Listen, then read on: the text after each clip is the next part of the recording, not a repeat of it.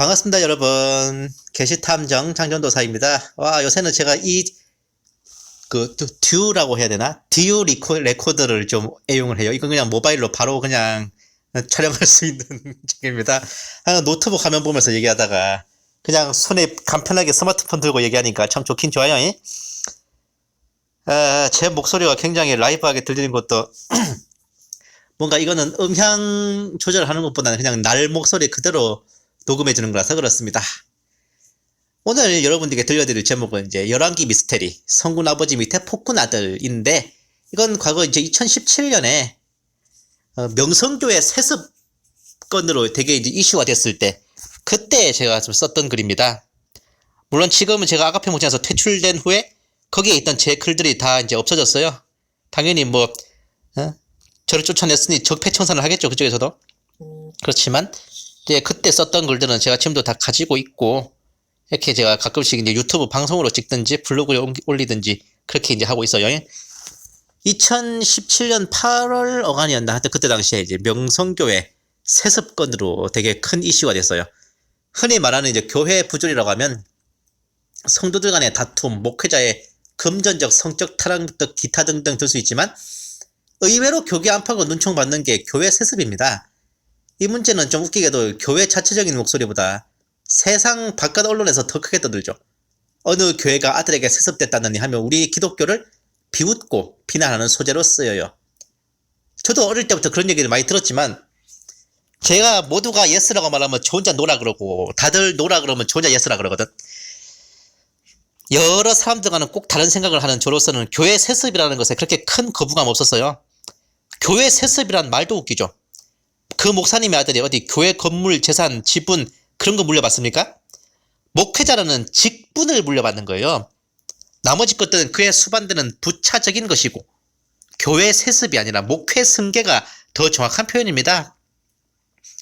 우리 성도들도 간혹 참소하는 언론들이 떠드는 소리를 따라 세습 어쩌고 운운하는데, 이제라도 용어 자체를 교회 세습에서 목회 승계로 바꿔야 됩니다. 세상 사람들이야 교회에 딸린 건물, 재산, 부동산, 토지 이딴 데는 관심 있겠지만, 우리 믿는 사람들은 목회자의 직분과 자격, 그가 하나님과 교회 앞에 바로 선 사람인가가 더 중요하지 않겠어요? 사실 세상적 관점에서 봐도요, 건실하게 키운 교회가 그 목사님이 밑바닥부터 개척해서 부흥시킨 교회라면 딴 사람 넘겨주기 아깝지.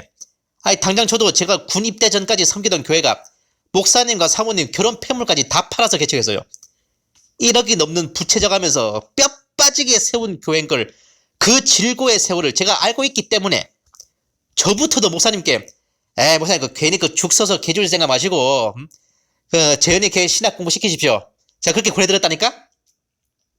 목사님 아들 그 신학 시키시라고. 그렇게 상가 2층에 개척하여 피와 땀으로 일군 교회가 개척 4년 만에 재정 자립을 달성, 7년 차에 뻣뻣한 독립된 예배당 건물, 교육관까지 건축. 이 얼마나 크신 하나님의 은혜입니까? 제가 군 입대로 인해 1년밖에 못 섬기고 떠나긴 했지만요, 개척 3개월 차에 합류해서 일주일에 나흘을 교회에 붙어 살다시피 하며 섬겼던 제게도 실로 감격스러운 곳이었습니다. 물론 목사님께서는 허허 웃으시며 목회는 아무나 하냐, 그리고 지가 신학 공부를 하고 싶어 하는 거고 목회할 깜이 돼야 하는 거지 지가 싫다는데 어쩌냐, 이렇게 그냥 웃으셨죠. 그 성도가 그 교회가 성도 10명 20명 안 나오는 개척교회든 수천 수만 명이 출석하는 대형교회든 교회를 개척하고 목회하는 목회자의 피와 땀과 눈물이 서린 소중한 사역지입니다. 이러한 사역지를 다른 사람이 아닌 자기의 피부치게 물려주고 싶은 마음이 드는 것은 단순히 권위와 권력과 부를 놓지 않겠다는 마음 이전에 목회와 교회의 직분을 소중히 여기는 마음이 있기 때문에 그래요. 그만큼 그 목회자가 소명받은 목회의 직분을 후회 없이 잘 해냈다는 자부심의 발로이기도 하고, 자신이 평생 자랑스럽게 걸어온 이 길을 내 자식도 걷게 하고 싶다는 그 마음입니다. 여기서 우리는 한 가지 관점을 더 생각해야 돼요. 의외로 세습에 대해 이런저런 토로하시는 분들은 물려주는 아버지 입장에 대해 비판이나 지적을 하시지만, 물려받는 아들 입장에 대해서는 그렇게 많이 생각 안 하시더라고. 저것도 제가 보기엔 그래서요.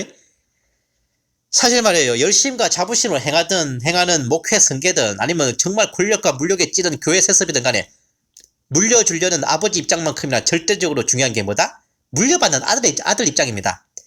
평양 감사도 본인 싫으면 그만이나 속담이 왜 있어요? 예? 그리고 언제부터 목회가 그렇게 부귀영화와 출세 영달을 향한 티켓이 됐습니까? 아들 입장에서는요, 아버지가 목사님인 게 졸라 짜증나고 싫을 수도 있어요.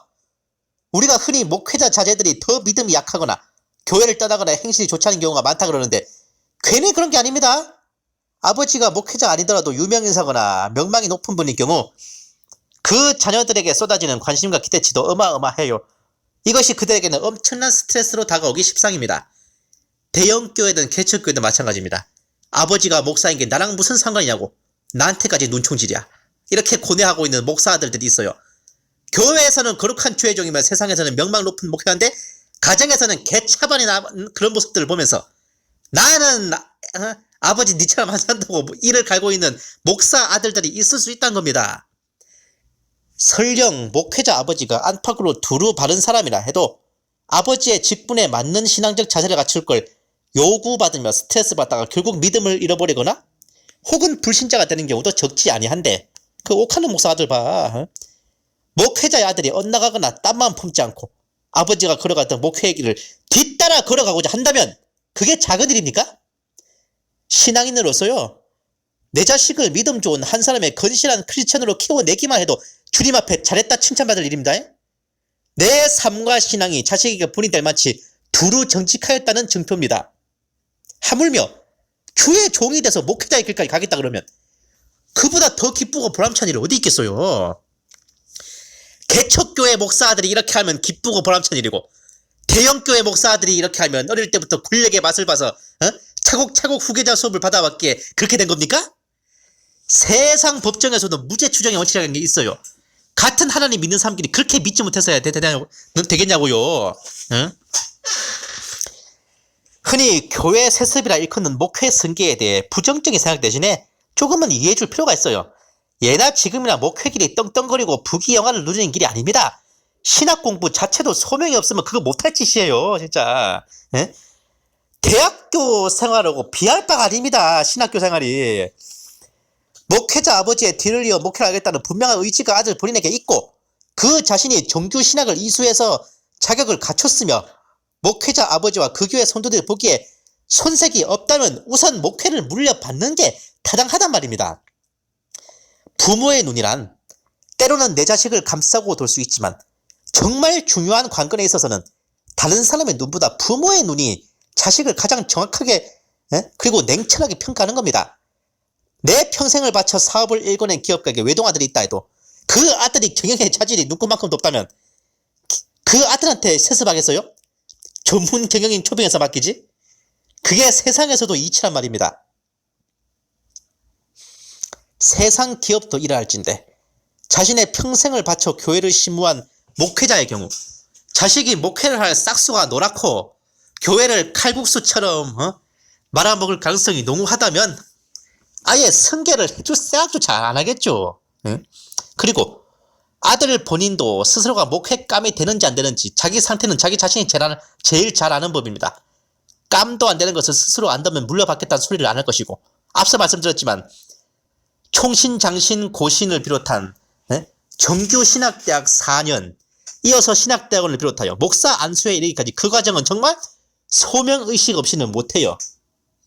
군생활이랑 성직자 생활은 정말 소명의식 없으면 못할 짓입니다.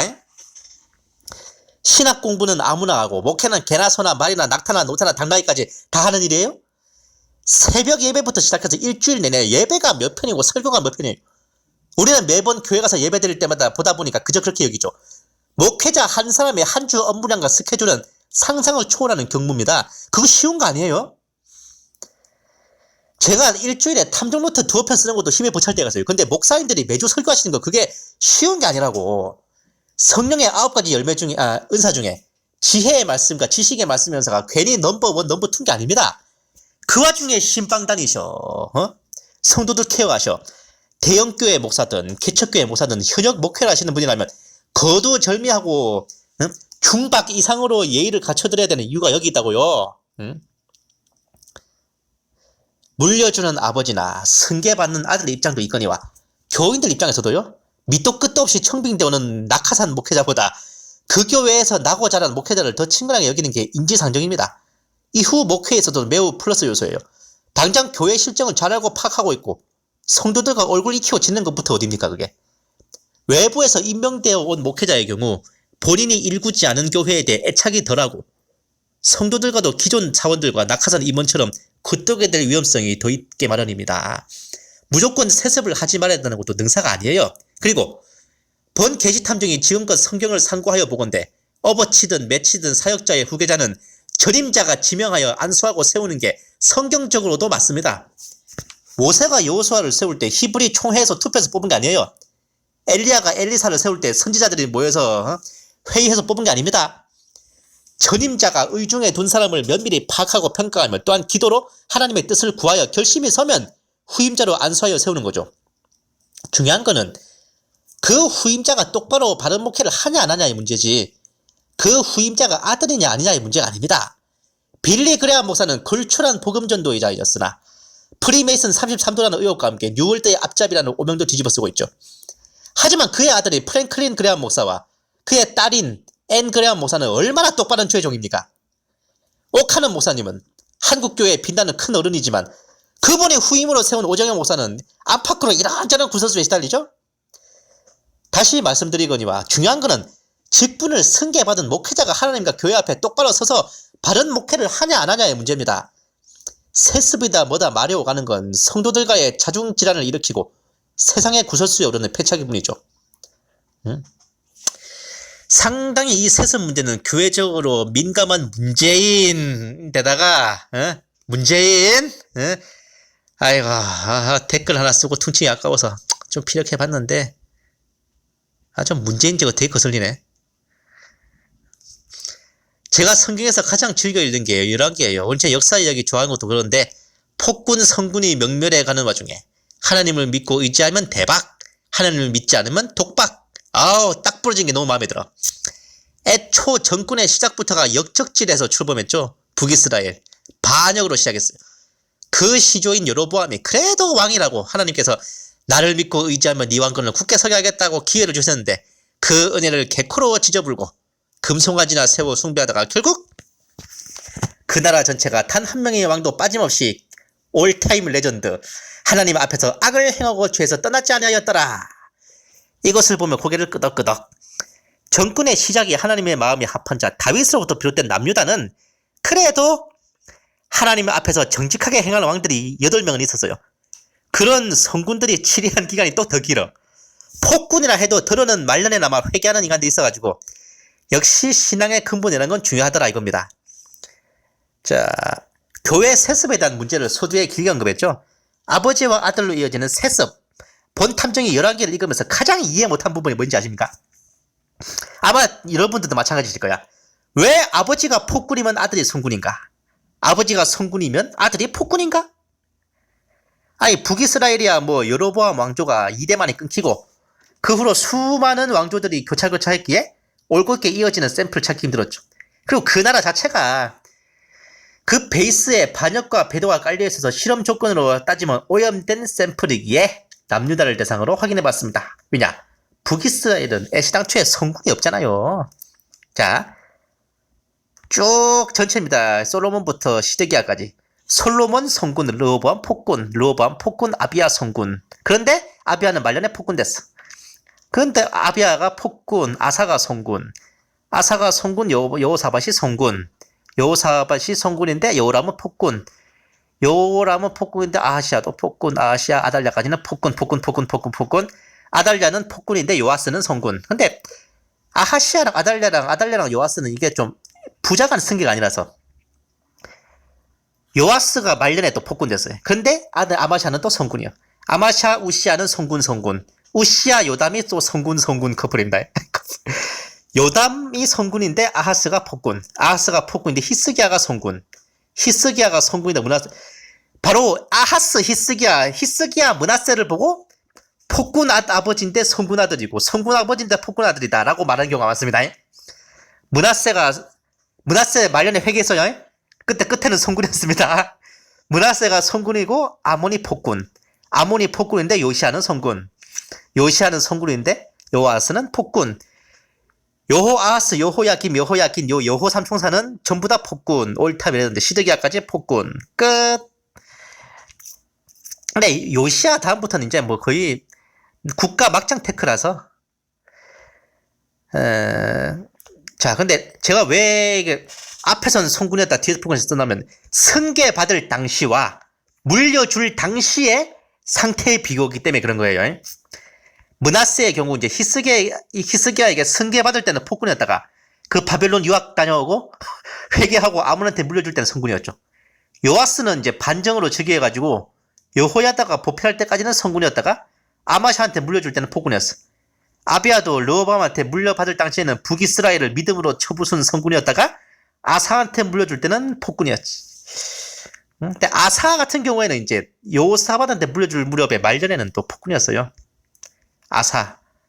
사실 아사도 폭군 아버지 밑에 성군 아들 요고의 샘플입니다. 이 계보에서 순수 다윗 왕가의 혈통이 아닌 이세벨의 피가 섞인 아하시아와 아달랴를 빼고 본격적으로 남유다의 멸망이 진행되는 여호야김, 여호야긴, 시드기야를 빼고 나면 여호아하스까지 빼고 정상적으로 가동하던 무렵의 계보만 여호아하스는 넣어도 되겠다. 정상적으로 나라가 가동하던 무렵의 계보만 보시면 정말 성군, 폭군, 폭군, 성군이에요. 러시아 혁명 이래로 이제 러시아 지도자들이 반짝반짝 푸석푸석 법칙으로 대머리랑 머리숱 많은 사람들이 왔다 갔다 하는 것처럼요. 근데 왜 이렇게 희한한 각이 나올까? 이 시대의 왕들은 자식 교육이란 것에 관심 없었을까? 자식 교육을 똑바로 못 시켜서 성군 아버지 밑에 폭군이 나왔다면은 폭군 아버지 밑에 성군 아들이 나온 건 뭐야? 그 아버지가 자식 교육만은 뛰어난 재능 교육을 시켜서 했을까? 상식적으로 생각해도요. 성군 아버지 밑에 아들이라면 보고 배운 게 아버지가 정직하게 훌륭한 정치하는 것일 거고 폭군 아버지 밑에 아들이면 보고 배운 게 악을 행하고 죄에서 떠나지 않는 것일 텐데 어째서 이 아들내미들은 아버지 생전에 보고 배운 것과 정반대되는 정치를 펼쳤던 것일까요? 아니 근데 솔로몬하고 르호보암은 좀 이해돼. 솔로몬은 모든 것이 헛되다 하면서 전도서를 쓰고 내 아들아 하며 잠언서를 썼지만 르호보암이 뭐 콧방귀만 꼈겠지. 백날 천날 잠언에다 돈 좋아하지 말고 여자를 좋아하지 말고 써놓으면 뭐해. 그걸 쓴 아버지란 양반은 사방팔방에 금치를 하고 은 같은 거는 뭐 기금속도 아니야. 마누라가 900명이 넘는데 집 본인도 실천 안 하는 그런 잠언이 아들한테 무슨 의미가 있어요. 아버지 행실이 저러니까 아들이 그 귀한 잠언 전도서 팽개쳐놓고 10% 양아치를 하고 어울려 다니면서 전갈 채찍고 또 허수에 삑삑이 되지. 이거 솔직히 반은 솔로몬 책임이에요 진짜. 요즘 말로 하면 솔로몬 정권 때 적폐로 아들 정권 말아먹은 거요. 전 정권의 적폐라고. 그러나 본격적으로 열왕기 시대로 접어든 이후부터의 이런 각은 아무래도 단서를 찾기 힘들었어. 고민에 고민을 거듭하던 중 아르키메데스가 모히타에서 홀딱 뽑고 나와 대낮에 거리를 뛰어다니며 유레카를 외쳤듯이 머릿속에 딱 스쳐 지나가는 생각이 있었습니다. 네이트판 결시친 게시판과 다음 미즈넷에서 줄기차게 나오는 에피소드. 결혼만 하면 효자가 되는 남편이야.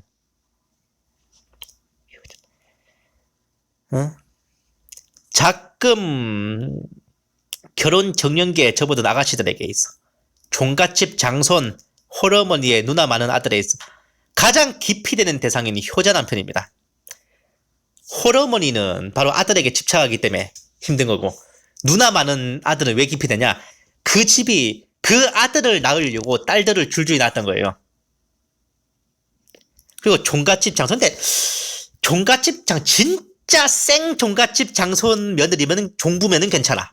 근데 그런 것도 개뿔 다니면서 대도 안 하게 종갓집 흉내내는 그런 이상한 집안 있잖아요. 그런 집이면 골치 아파. 진짜 종갓집 종부면요 함부로 못합니다. 굉장히 대우받아요. 네. 명절 한번 지나면 샤넬백 하나 생긴다는 게 농담이 아닙니다 진짜. 대체 왜 우리나라 남정네들은 결혼하면 자기 가정을 꾸리고 자기 마누라와 자식들과 어울려 잘 살 생각을 못하고 차라깨나 우리 엄마 불쌍하다 노래를 부를까? 그것은 바로 성장 과정에서 아버지 때문에 어머니가 고생하는 모습을 많이 봤기 때문입니다. 남편이란 인간이 말 한마디조차 무뚝뚝하게 툭툭 던지고 아들은 밥도 짜자 이딴 소리나 쳐 해사고 다정스러운 시선이나 대화는 없이 자기 반려자이자 아이의 어머니로서 존중하는 것도 없이 그저 부엌대기, 애 키우는 하녀, 무급 파출부, 시부모 모시는 종년 취급이나 하면서 와이프의 가슴에 못이 팍팍 박히게 돼. 성장 과정에서 필연적으로 어머니의 양육을 받을 수밖에 없는 아이는 그런 어머니의 고생을 고스란히 보고 겪게 됩니다. 자연스럽게 어머니를 불쌍하게 여기고 아버지에게 일을 가는 그런 각이 만들어지는 거예요. 게다가 이럴 경우 매우 높은 확률로 이 어머니가 아들에게 너는 니네 아버지처럼 살지 마라. 아들아 너한테는 너밖에 없다. 이렇게 넋두리를 늘어놨겠지. 그랬을 때 과연 그 아이의 결말은요. 자신이 가정을 꾸리기 전에는 그저 생각만 하다가 결혼을 하고 가정을 꾸리고 나니 마음속에만 있던 어머니에 대한 애틋함이 더욱 커지고 이른바 효자 남편이 되어 아버지가 했던 것과는 정반대의 모습을 아내가 아니라 어머니한테 보여주려고 한다니까. 예? 그렇게 되면 그 남편의 아내는 뭐가 돼요? 자기 아들한테 니네 아버지처럼 살지 마라. 이 애미는 너밖에 없다 아들아. 이러겠지. 그렇게 가정의 적폐는 쌓이고 쌓여서 대를 이어 그 상처와 아픔은 더욱 커지게 됩니다. 한 가정으로 봐도 이래요. 왕의 가정 문제는 어떻게 될까요? 고대 전제 왕정 시절에는 왕의 권위와 권력은 절대적이었습니다. 왕의 횡포가 만만치 않았던 것만큼 그에 수반되는 왕의 의무도 만만치 않았어요. 그 중에 하나, 왕의 혼사는 정략 결혼인 경우가 많습니다. 아니 거의 다예요.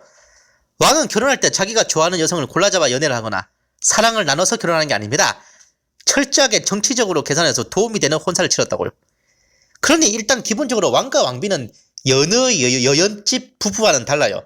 사랑과 따사로움으로 맺어진 커플이 아니라 정치 권력의 파트너입니다. 그들이 이루는 가정 또한 따스함과는 거리가 멀었죠. 그나마 왕과 왕비 둘이서만 가정 꾸리면 또 다행인데 매일 보고 살다 보면 정도 들고 하는데 어디 현실이 그러냐고. 세도 있는 가문의 여식과 외국 왕가의 왕녀 등 왕으로서는 도움이 되는 혼사를 몇 번이고 치러야 돼. 후궁을 들인단 말입니다. 그 와중에 정략결혼은 아니라 정말 왕이 보기에 이쁘고 좋아해서 데려오는 여자들도 있잖아요. 왕은 한 명인데 부인은 많잖아. 일상 다반사 아닙니까 그 시절에는. 응? 아무리 그 시절에 그런 게 왕한테 당연히 여겨졌다 해도 사람 마음이 그렇습니까? 돌 붙여도 씨앗 보면 돌아앉는다는데 자기 남편이 그렇게 여러 여자 치마폭에 쌓여 놀아나는 걸 좋아할 아내가 어디 있습니까? 특히 정실 왕비라면 중전의 권위와 여자로서의 자존심에 아주 그냥 트리플로 상처를 받지. 가뜩이나 애정 없는 정략결혼인데 남편이란 작자는 삼처사첩을 꺼리치 않고 들이대어 구중궁궐이 첩첩산중이니 왕비의 속이 썩어 문드러지고 타들어가는 것은 안 봐도 비디오라. 그러면 그 스트레스랑 상처가 누구한테 전해질까요? 바로 그 왕비의 아들이죠. 이 시절에도 아이에게 있어 어머니의 영향력은 절대적이었어요. 전문적인 보육 체계가 없던 시절에는 더더욱 아이 양육에 어머니의 손길은 필요했습니다. 그러니 아이는 어려서부터 아버지로 인해 어머니가 상처받고 한숨을 쉬며 말없이 옷고름으로 눈물을 닦던 모습들을 줄기차게 보면서 자랐겠지. 어머니와 말이 통할 무렵부터는 그런 모습들을 보는 것만 아니라 실제적으로 어머니와 대화를 나누며 그 고뇌 어린 넋두리를 마음에 새겼겠죠? 어린 시절에 어머니의 가르침은 정말 중요합니다. 오죽하면 우리가 즐겨 부르는 찬송가 나의 사랑하는 책의 가사가 어린 시절에 어머니가 자신을 무릎에 앉히고 들려주셨던 성경 이야기들을 잊지 않고 자신도 그렇게 성경 말씀을 사랑하는 성도로 자라나겠다. 그런 내용이겠습니까? 나의 사랑하는 책 비록 헤어졌으나 어머님의 무릎 위에 앉아서 이렇게 시작하잖아요. 그 후렴구가 뭐예요? 귀하고 귀하다 우리 어머님이 들려주시던 재미있게 듣던 말 이 책 중에 있으니 이 성경심이 사랑합니다. 이런 노래 아닙니까? 에? 어머니가 가르치면 얼마나 중요하냐고. 그리고 저런 싸가지 없는 아버지의 경우에는 아들한테 뭐 따사롭겠어? 그러니 이 아들들은 자연스럽게 어머니를 눈물나게 하는 아버지에 대한 반발심이 크죠. 나는 아버지처럼 안 산다. 아버지가 뭐 했든 나는 다 뒤엎어버릴 거다. 이런 마음을 뼈에 새긴 채 왕위를 계승하게 됩니다. 아들아 이게 무슨 짓이냐. 왕위를 계승하는 중입니다. 뭐 이런 거요.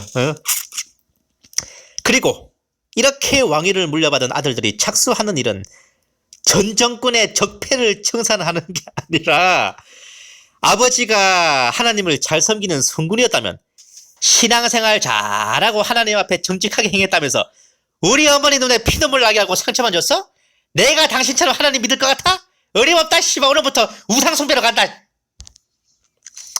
아버지가 우상숭배를 하고 악을 행하는 폭군이었다면, 맨날 우상 앞에 절하고 못된 짓 하고 돌아다니니까 우리 어머니 눈에 피눈물 나게 하고 상처만 주지.